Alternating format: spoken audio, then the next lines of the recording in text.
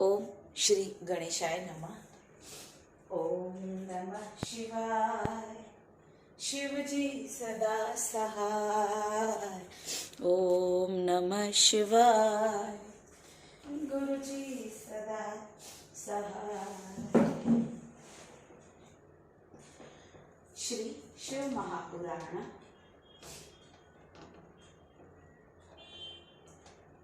चतुर्विशो अध्याय। व्यास उवाच। विदेश्रेष्ठ सुत प्राज्ञ कथेय शावितादुता ततश्च किं भूताजो कथ दैत्यो हतो वद। सनंद कुमार उवाच। अदृश्य गिरिजा तत्र दैत्येन्द्रे रणमागते गन्धर्वे च विलीने हि चैतन्यो अद्भुतवृषध्वज। अन्तर्धानगता माया दृष्टबुद्धो हि शङ्कर चुक्रोधातीव संहारी लौकिकी गतिमाश्रित। ततः शिवो विस्मत मानस पुनर्जगाम युद्धाय जलन्धरुषा। स चापि दैत्य पुनरागत शिवदृष्टा शरोदे संवाकी रुन्द्रणे क्षिप्त प्रभुस्तसरजालमुग्र जलन्धरेणाति बल्या सह द्रुत प्रचिच्छेद शरे वीरे निर्जेनर चित्रमत्र त्रिभव प्रहन्तु। ततो जलन्धरो दृष्टा रुद्रं दुत विक्रमम चकार मायया गौरी त्र्यम्बक मोहयन्निव रथोपरि गता बद्धा रुदन्ती पार्वती शिव। निशुम्भ शुम्भ दैत्येष्व वन्द्यमाना ददर्श स गौरी तथा विद्या दृष्टा लौकिकी दर्शयन्गित्यन् बभूव पाकृत इव शिवो यत्पुल्दिगन्मानस। अवाङ्गमुख स्थितिस्तुष्णि नानालीला विशारद शिथिलाङ्गो विषण्णात्मा विसंवृत्य स्वपराक्रमम्।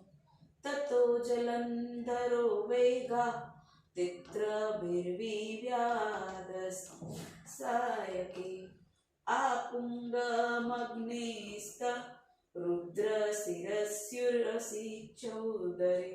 ततो रुद्रो महालीलो ज्ञानतत्त्वक्षणात् प्रभु रौद्ररूपधरो जातो ज्वालमालातिभीषण।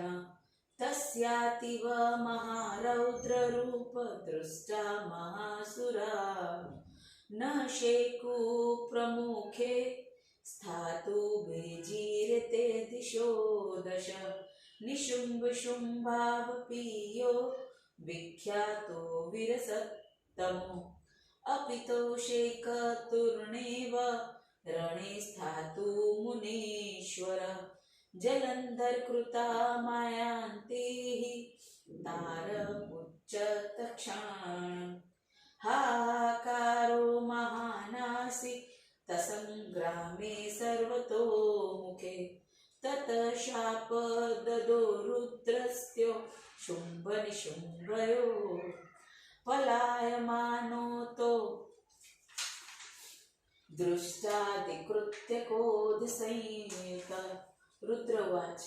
युवा दृष्टावति खलावपरात्करो मम पार्वती दण्डदातारो रणादस्मात् तत्राङ्गमुखो पराङ्गमुखो न हन्तव्य इति वन्द्यो न मे युवाम मम तार्दतिङ्क्रान्तो गौयार्यावद्यो भविष्यत एव वदति गौरिशे सिन्धुपुत्रो जलन्धर चुक्रोधातिवृद्राय ज्वलज्जलन् स निम्ब रुद्रे रणे महावेगा द्रवर्ष निशिन्ताञ्चराण बाणान्धकार सच्छन्न तथा भूमित्तलहूबत या वृद्ध प्रचिच्छेद तस्य बाणगणान्द्रुतं तावत् स परिदेशाश्नाशु जधान् वृषभबलि वृस्तेन प्रहारेण परावृतो रणाङ्गणात् रुद्रेण कृष्णमाणोऽपि नतश्चु रणभूमिषु अथ लौके महारुद्र स्वय्यतेजोदितस्सहं दर्शयामास सर्वस्मै सत्यमेतत्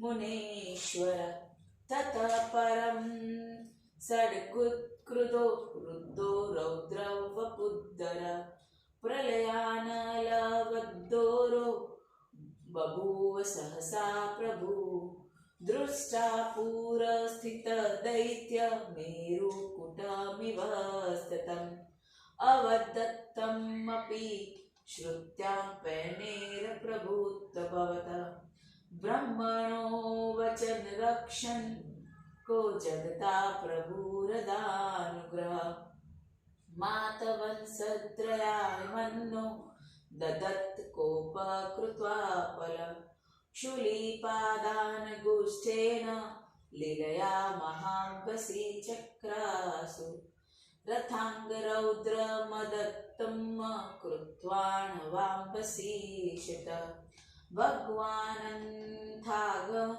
समुद्राव जगत्त्रयमं हत पुरारि दक्षान्धकान्तकपुरत्रय यज्ञहन्ता लोकत्रयान्तकर प्रहसन्नुवाच महारुद्र उवाच पादेन निर्मित चक्रजलन्धर महाम्बसी बलवान्त्यति चौदुर्ततिष्ठु योधुन् चान्यथा सनत्कुमार उवाच तस्य तदञ्चन श्रुत्वा क्रोधो नादिपतलो न च प्रदहनीव चक्षुभ्या प्राहालोक्य शङ्करम् जलन्धर उवाच रेखामुदधृत्य हत्वा च सगणत्वा हि शङ्कर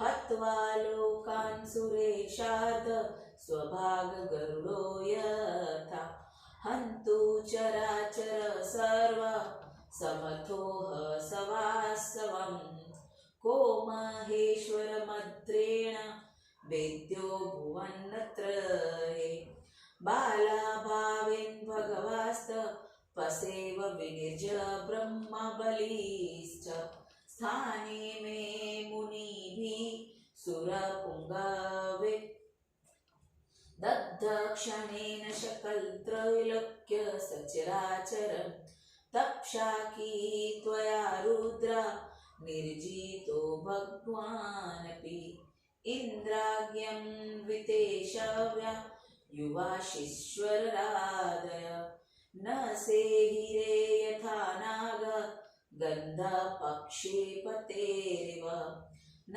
लब्धा दिवि भूमो च वाहन मम शङ्कर समस्तान् पर्वता प्राप्य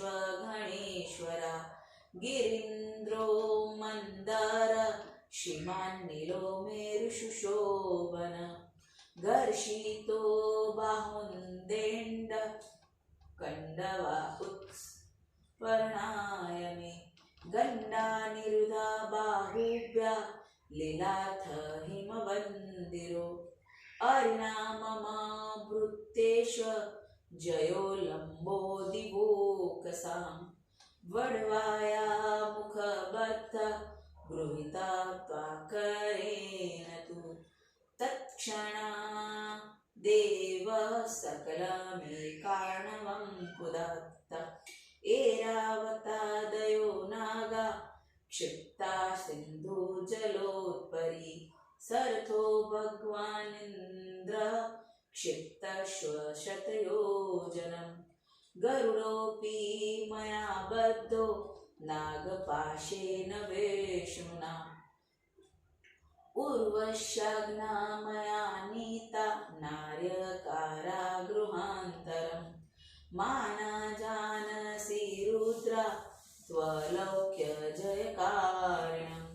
जलन्धर महादैत्य सिन्धुपुत्र महाबलं सनन्दकुमार उवाच इत्युक्त्वात् महादेव तदा वारिधिनन्दन न चञ्चाल न सस्मार निहत्तान्दानवायुधे दुर्मेधेन विनीतेन दुर्भयामास पौष्ट्रय दुर्बलात् तिरस्कृतो महादेवो वचने कटुकाक्षरे चक्षुत्वा दैत्यवचन वचनं मङ्गलं तीर्थम् विजहास महादेव परं क्रोधमादरे दूषशरणाख्ययचक्ष पादाङ्गश्च विनिर्मितं जग्राह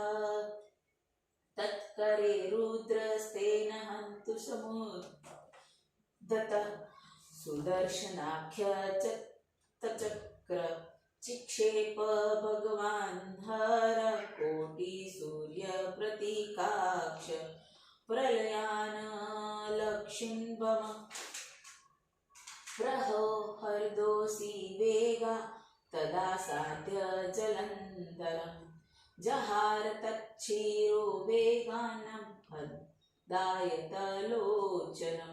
रथात्काय पपातोर्या नादयन् वसुधातलं शिरक्षाप्याभिधिपुत्रस्य हाहाकारो महान्भुत द्वित्यापपात्र तद्देहो हन्नाद्रिवाचल कुलिञ्चेन यथा वारा नित्यो गिरिवरोद्विता तस्य रौद्रेण रक्तेन सम्पूर्णं भवज्जगत् ततः समस्ता पृथ्वी विकृता भूमुनीश्वर तद्रत्मखिलरुद्रियो न गामावसेव च महारौरव्या वमासाद्य रक्तकुण्डं बुधिः तत्तेजो निर्गत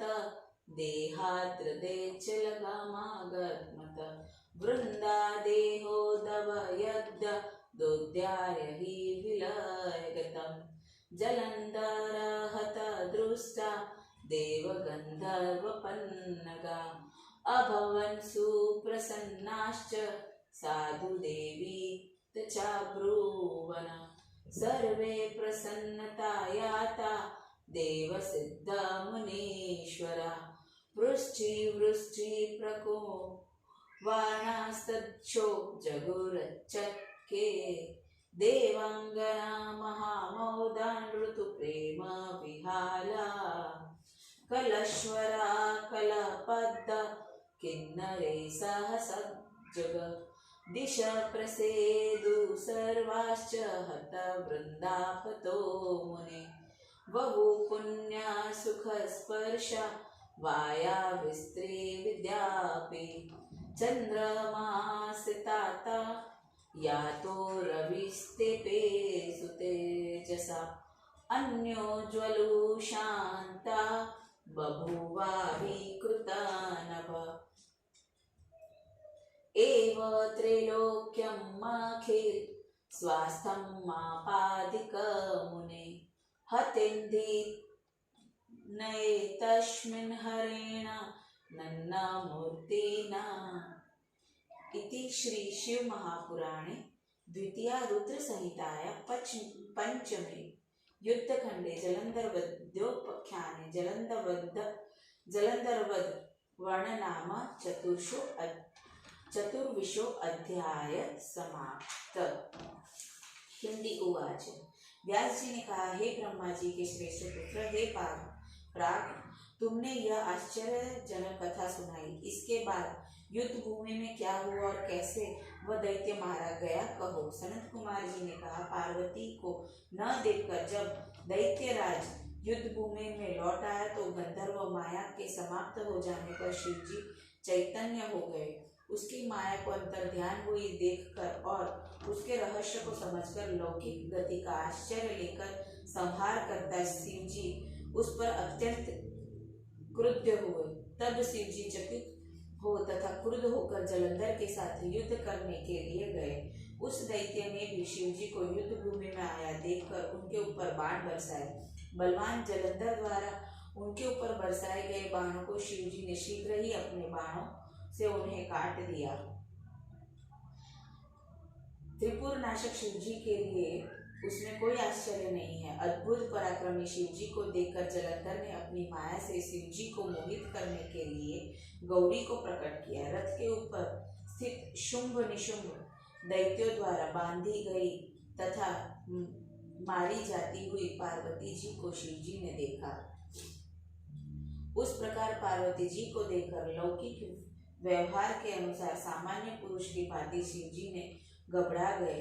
अनेक लीलाओं में कुशल वे शिव जी नीचे की ओर मुख करके ढीले अंगों से युक्त दुखी होकर अपना पराक्रम भूल गए। तब जलंधर ने शीघ्रता से 3 बाणों से रुद्र के सिर, छाती तथा पेट पर प्रहार किया। तब महान मायावी प्रभु रुद्र ने क्षण भर में रौद्र रूप धारण कर ज्वालमाला से भीषण हो गए। उनके इस महारौद्र रूप को देखकर बड़े बड़े असुर वहां स्थिर नहीं रह सके। वे सब 10 दिशाओं की ओर भाग गए। हे मुनिवर, शुंभ निशुंभ नामक जो प्रसिद्ध वीर थे वे भी युद्ध में स्थिर नहीं रह सके और जलंधर द्वारा रची गई माया तत्काल लुप्त हो गई। चारों ओर युद्ध भूमि में महान हाहाकार होने लगा।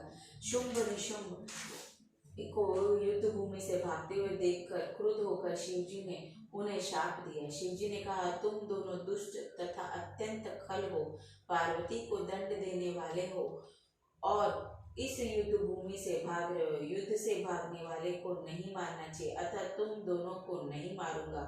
मेरे युद्ध से भागे हुए तुम दोनों देवी के हाथों मारोगे। शिव जी के ऐसा कहने पर जलती हुई अग्नि जैसा सिंधु पुत्र जलंधर शिव जी पर अत्यंत क्रुद्ध हुआ और बड़े वेग से शिव जी के ऊपर तेज बाणों की वर्षा करने लगा। उस समय बाणों के अंधकार से भूतल ढक गया। जब तक शिव जी ने उन बाणों को शीघ्रता से काटा तब तक उस बलवान दैत्य ने शिव जी के बैल पर परिध द्वारा प्रहार कर दिया। उस प्रहार से पीड़ित होकर वह वृषभ रणभूमि से लौट गया।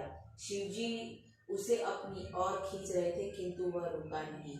हे मुनिवर, उसके बाद शिव जी ने सबके लिए असह्य अपने तेज को सचमुच प्रकट कर दिया। रौद्र शरीर को धारण करने वाले शिव जी उस पर अत्यंत क्रुद्ध हुए और प्रलय काल की अग्नि की भांति एकाएक शिव जी हो गए। मेरु श्रृंग की भांति आगे स्थित उस दैत्य को देखकर दूसरों द्वारा उसे न मारा जाने योग्य समझकर उसने मारने के लिए स्वयं तत्पर हो गए। समस्त संसार के रक्षक शिव जी ब्रह्मा जी के वचनों की रक्षा करते हुए हृदय से दया को फैलाते हुए उसे मारने के लिए तत्पर हो गए। शिव जी ने अत्यंत क्रोध करने अपनी लीला से पैर के अंगूठे से रथ के रौद्र तथा भयंकर पहियों को समुद्र में डाल दिया। जब शिव जी ने रथ के पहियों को समुद्र में डाल दिया और स्मरण किया कि इसने त्रिपुरारी को मारा था, तब दक्ष, अंधक तथा त्रिपुर के विनाशक और तीनों लोगों का विनाश करने में समर्थ शिव जी हंसकर कहने लगे। महारौद्र ने कहा, हे जलंधर, मैंने पैर के अंगूठे से इस रथ के पहियों को महासमुद्र में डाल दिया। यदि तुम बलवान हो तो उसे निकाल कर युद्ध के लिए रुक, नहीं तो चला जा।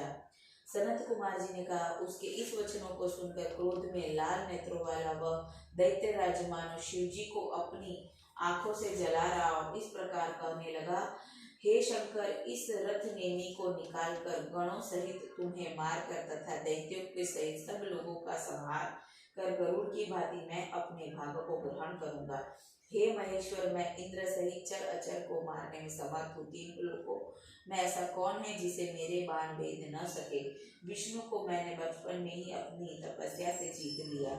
बलवान ब्रह्मा देवता मुनियों के साथ मेरे घर में है। हे रुद्र, जो तुमने क्षण भर में संपूर्ण चराचर रूप तीनों लोगों को भस्म कर दिया, तुमने तपस्या से भगवान को जीत लिया। इंद्र, अग्नि, यम, कुबेर, वायु, वरुण आदि ये सब मेरे पराक्रम को उस प्रकार सहन नहीं कर सकते जैसे नाग गरुड़ की गंध को सहन नहीं कर सकते। हे शंकर, मुझे स्वर्ग भूलोक में अपना वाहन नहीं मिला। मैंने सभी पहाड़ों के पास जाकर गणेश्वरों को परास्त कर दिया। गिरिंद्र, मंदर, श्रीमान, नील पर्वत तथा समुद्र सुमेर पर्वत को अपनी खुजली मिटाने के लिए अपनी भुजा से मसल डाला। हिमालय पर्वत ने अपनी भुजाओं से खेल ही खेल में गंगा को रोक दिया। मैंने सैनिकों ने शत्रु देवताओं को पराजित कर दिया। वाग्मी को हाथ से पकड़कर मैंने उसका मुख बंद कर दिया। उसी समय एक क्षण में संपूर्ण जगत जलमय हो गया। ऐरावत हाथी आदि हाथियों को समुद्र में डाल दिया। भगवान इंद्र को जो यौवन दूर फेंक दिया। मैंने विष्णु को भी नागपाश से बांध दिया। उर्वशी आदि अप्सराओं को मैंने जेल में बंद कर दिया। हे रुद्र, तुम तीनों लोगों को जीतने वाले महाबली महादेव सिंधु पुत्र जलंधर को नहीं जानते। सनत कुमार जी ने कहा, उस समुद्र पुत्र ने महादेव जी से ऐसा कहकर उस समय युद्ध में मरे हुए दैत्य का स्मरण नहीं किया और न वह इधर उधर हिला। और उस घमंडी तथा उद्दत दैत्य ने अपनी दोनों भुजाओं को ठोंककर कटु वचनों से महादेव जी का तिरस्कार किया। अमंगल सूचक उस दैत्य के वचनों को सुनकर महादेव जी हंसे और अत्यंत क्रोधित हुए। पैर के अंगूठे से शिव जी ने जो सुदर्शन चक्र बनाया था उसे हाथ में लेकर शिव जी उसे मारने के लिए तत्पर हुए। भगवान शिव जी ने करोड़ों सूर्यों से के सदृश प्रलय काल की अग्नि के सदृश उस सुदर्शन नामक चक्र को उसकी ओर फेंका। आकाश पाताल को जलाता हुआ वह सुदर्शन चक्र वेग से जलंधर के पास पहुंचा और उसे बड़ी बड़ी आंखों वाले उसके सिर को काट दिया। भूतल और गुंजायमान करता हुआ उसका शरीर और समुद्र पुत्र का सिर रथ में भूमि पर गिर गया। उस समय महान हाहाकार मच गया। अंजन पर्वत के समान उसका शरीर उस प्रकार दो भागों में गिरा जैसे वज्र के प्रहार से पर्वत दो भागों में गिरे थे। उसके भयानक रक्त से संपूर्ण संसार रंग गया। हे मुनिवर, उसके बाद संपूर्ण भूमि का रंग ही विकार युक्त हो गया। शिव जी की आज्ञा से उसके संपूर्ण रक्त और मांस से महारौरव नरक जाकर रक्तकुंड का रूप धारण कर लिया। उसके शरीर से तेज निकलकर उस प्रकार शिव जी के शरीर में समा गया जैसे उसकी पत्नी वृंदा का तेज पार्वती में समा गया था। जलंधर को मरा हुआ देखकर देव, गंधर्व, नाग अत्यंत प्रसन्न होकर शिव जी को साधुवाद देने लगे। देवता, सिद्ध, मुनिजन सब प्रसन्न हो गए। पुष्प वृष्टि करते हुए शिव जी का जोर से यशोगान करने लगे। प्रेम से विहल होकर देवांगनाएं नाचने लगी। गंभीर स्वरों में मधुर पदों को किन्नरों के साथ गाने लगी। हे मुनि, वृंदा के पति के मर जाने पर सभी दिशाएं प्रसन्न हो गई और शीतल मंद सुगंध हवाएं बहने लगी। चंद्रमा शीतल हो गए। सूर्य अपने पूर्ण तेज से तपने लगा। अग्नि शांत होकर जलने लगी और आकाश स्वच्छ हो गया। हे मुनि, इस प्रकार तीनों लोगों को पूर्ण स्वास्थ्य लाभ हो गया। जब अंतर्मूर्ति शिव जी ने समुद्र पुत्र का वध कर दिया। आदि से संबलित शिव महापुराण जलंधर वध वर्ण नामक 24वां अध्याय समाप्त। जय गुरु जी, शुक्राना गुरु जी, अनंतम शुक्राना गुरु महाराज से आज्ञा लेते हुए ओम नमः शिवाय। शिव जी सदा सहाय। ओम नमः शिवाय। गुरु जी सदा सहाय।